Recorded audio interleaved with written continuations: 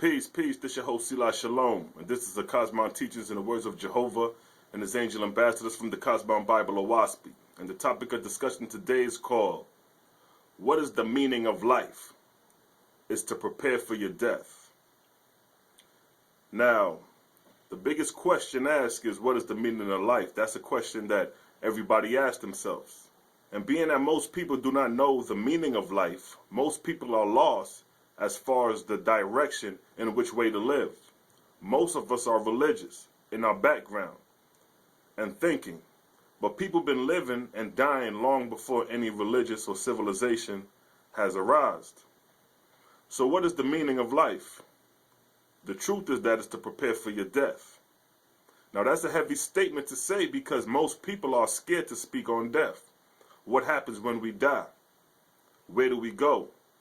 Now, I speak on life after death all throughout my videos, so this is no shock to me. Meanwhile, it may be to others. Now, being that most people are religious, their view on death comes from a religious standpoint. Now, to sum it quickly, the meaning of life is to prepare for your death. Here is the breakdown. In the book of Jehovah, chapter 2, verse 2, it states, Jehovah said, I created the earth and fashioned it, and placed it in the firmament, and by my presence brought man forth, a living being. A corporeal body I gave to him, that he may learn corporeal things. And death I made that he might rise in the firmament and inherit my Etherian worlds.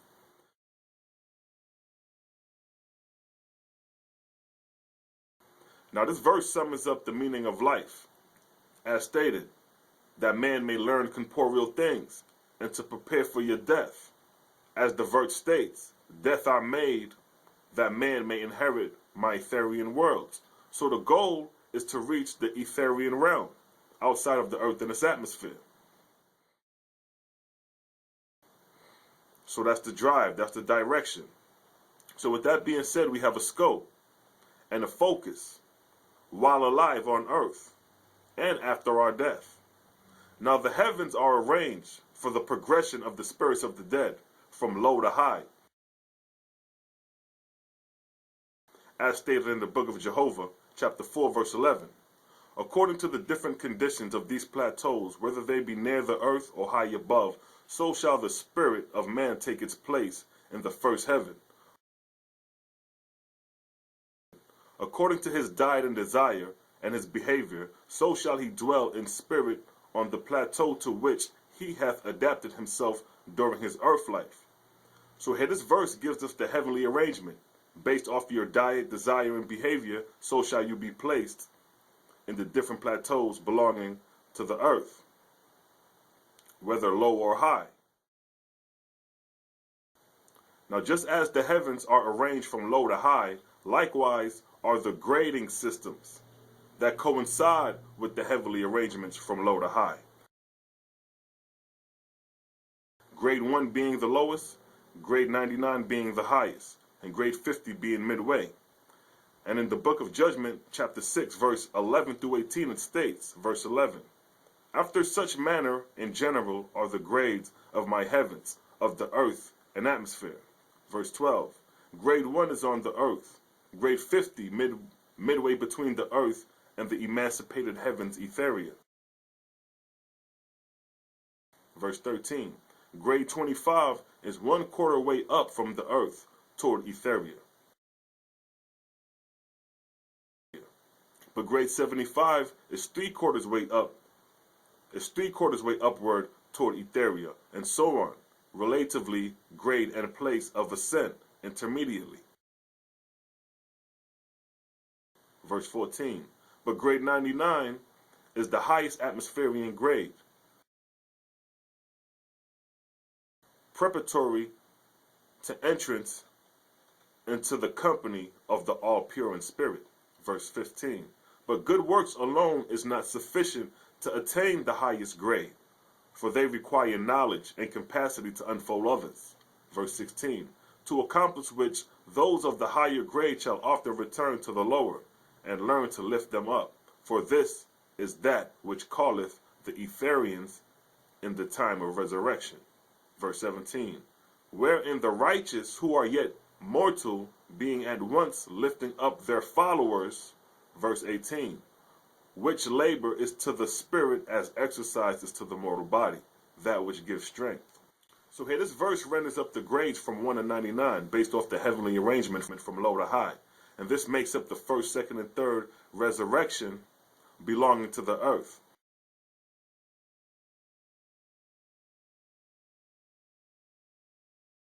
As stated in the book of Leah, son of Jehovah, chapter 14, verse 8. Verse 8, it states, Leah said, Behold, I will give a new grade to these heavens for a season. From this time forth, such angels shall be known as being in the first resurrection. But spirits who have quit their old hunts and joined organic associations, being enlisted in companies, either for labor or for receiving heavenly instructions, shall be known as being in the second resurrection.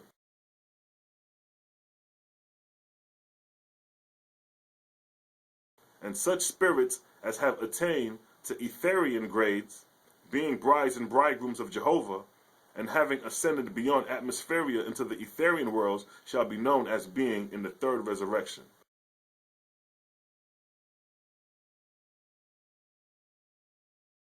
So here you have it. The heavens are arranged from low to high, being graded from 1 being the lowest, 50 being midway, and 99 being the highest, which coincide with the 3 resurrection planes belonging to the earth.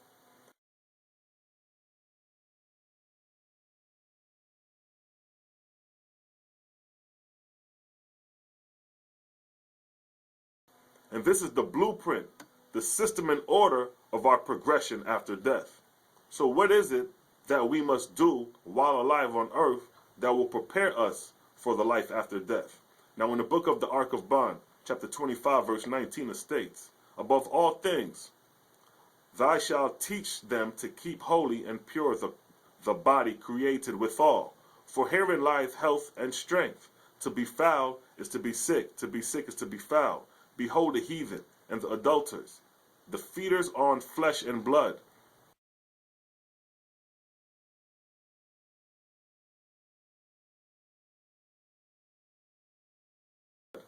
In the time they boast of health, they stink as a carcass. Their flesh is congested and puffed up, their breath like kennel of dogs. How can their souls be pure, or their understanding clear? They have made themselves a festering stink house for the spirits to dwell in. So here you have it. The first thing above all things is to keep your corporeal body clean, your physical body, meaning eating no flesh, no blood, which produces disease and mucus in the body, which is impurities and unholy. So this is the first step to work on if you still eat flesh. Because by eating the flesh, at the time of your death, your spirit will thrive in the lower heavens, in the realm of impurity. So it's very important to keep your body clean.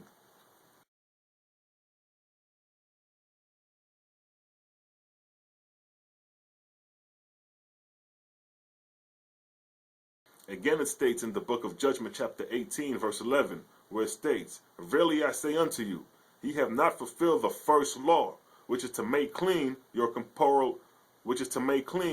own corporeal bodies. Because ye have stuffed yourselves with carnal food, my holy angels cannot approach you.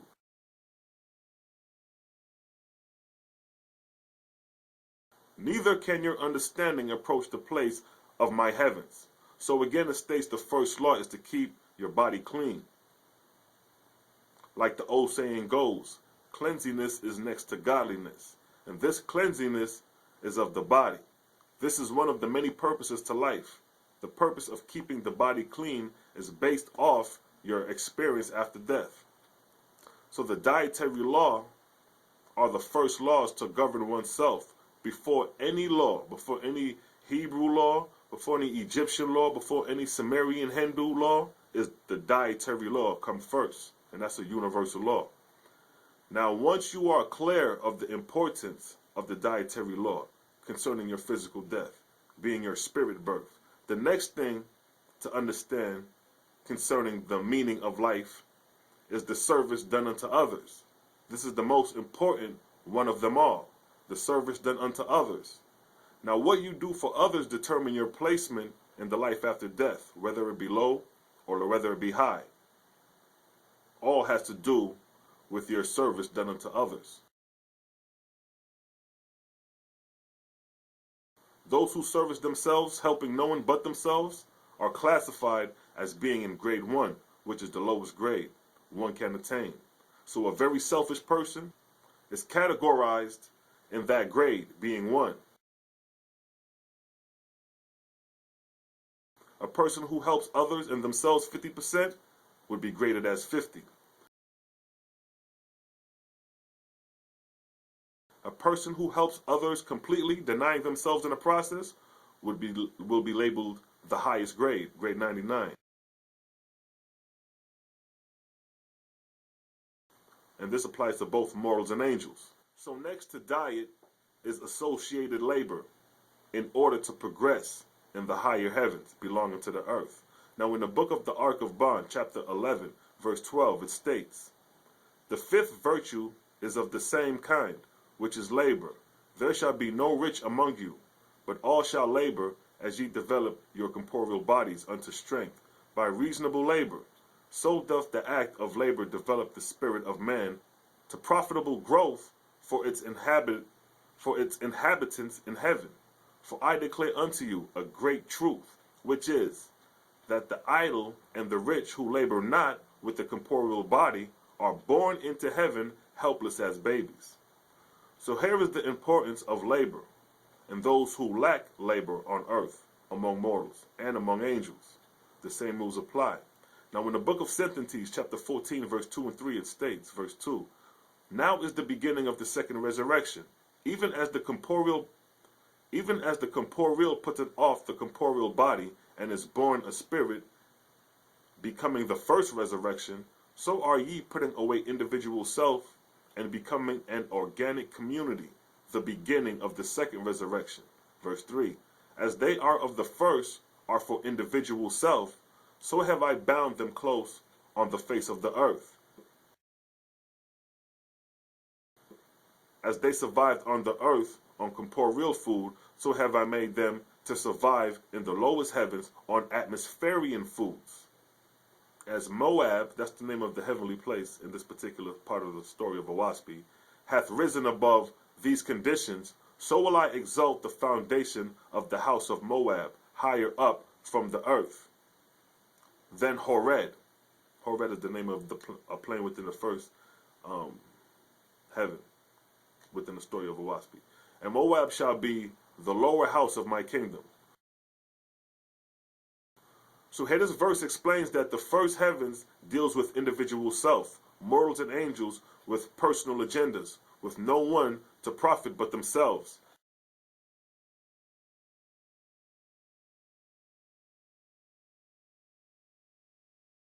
Such is the nature of the lowest heavens, being the first heaven.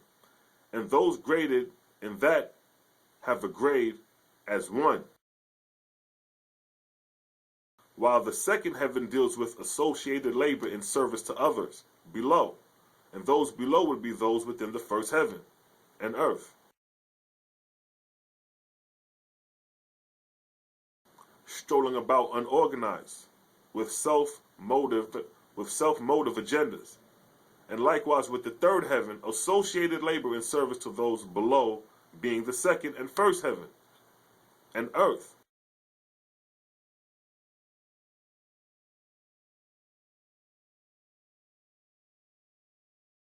And again, likewise with the Etherian angels, associated labor in service to those below, being the planet and its heavens.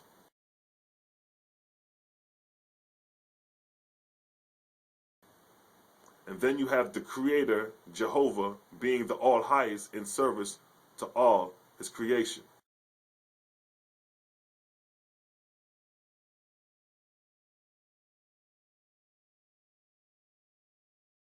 And this is the chain reaction of associated labor from highest to lowest. See that? This is the cosmic order. This is the meaning of life and the preparation prior to your death. Now to seal Jehovah's word, to show how the false god hinder these progressions and keep you blinded and ignorant to the true progression of life. Now in the book of the Ark of Bond, chapter 9, verse 28, it states, Jehovah's chosen stand equal before the Father, and everyone shall work out his own resurrection, both in this world and the next. Hence they are direct worshippers, being taught to worship Jehovah with their own prayers and songs. The heathen have priests to do worship for the people, who contribute to them in money for the service.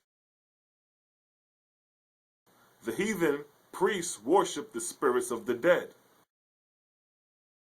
who call themselves Lord Adonai and God El Elohim and Savior Osiris, Haru, Jesus.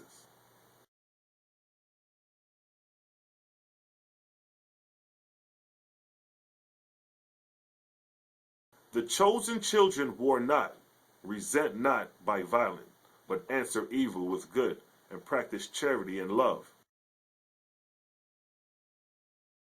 The heathen, the worshippers of the God, the Els, and Elohims, and Nejerus, or Netaru,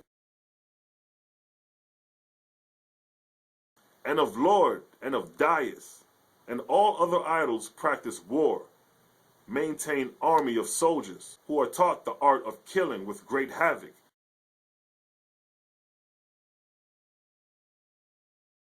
They build monuments to men,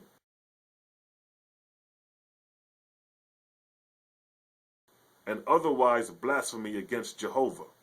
They teach that Jehovah is void, but that he made himself into Dias, a large man, and then created all things, after which he retired to his throne, leaving certain laws to govern his works. Again, the great spirit Jehovah explained the progression must be worked out by you laboring with your own hands, while the false gods have you labor to that false god to gratify his or her self-righteousness.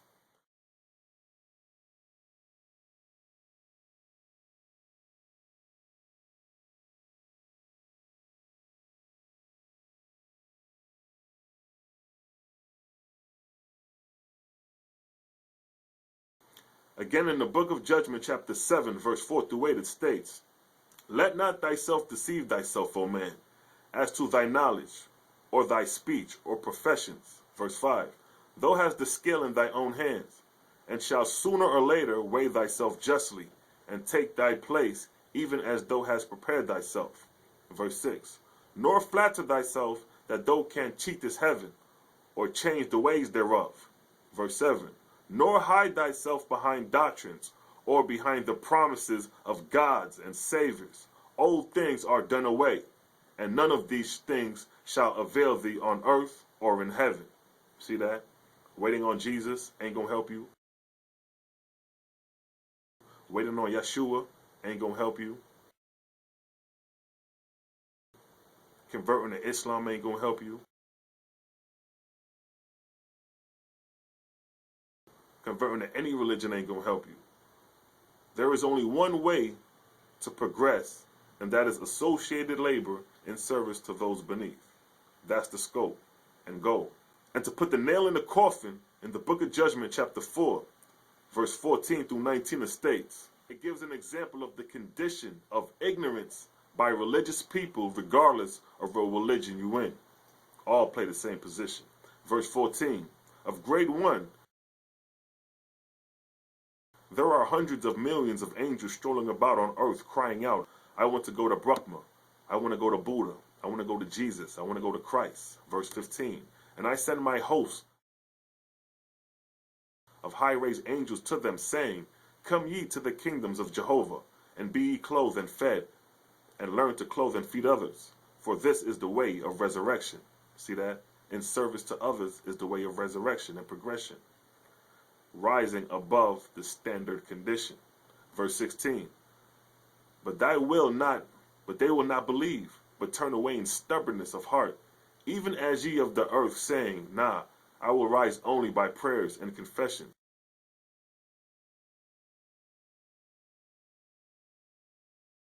I want to be changed in a moment, in the twinkle of an eye. and rise and sit on the right hand of God.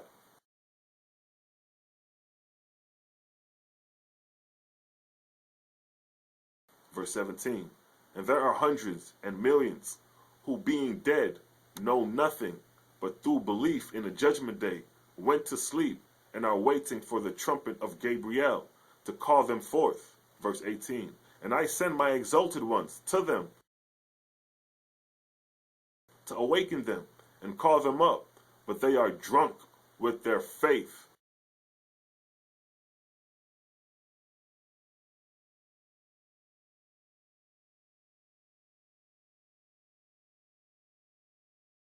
And they relapse again and again for years and years, for hundreds of years. Verse 19, fulfilling Jehovah's mandate, whatsoever is bound on earth shall be bound in heaven. See that? So here is the meaning and purpose to life, to prepare yourself to progress in the atmospheric realms above us after death, and to avoid the hindering process set up by these false gods. There is no other book or Bible like the OAHSPE rendering up these high-level progressional systems and orders sealed in the name of Jehovah. So for those who speak against the name Jehovah, prove to me whatever name you come in to present doctrine that can equal Jehovah in OAHSPE. And until then, peace and blessings. Shalom.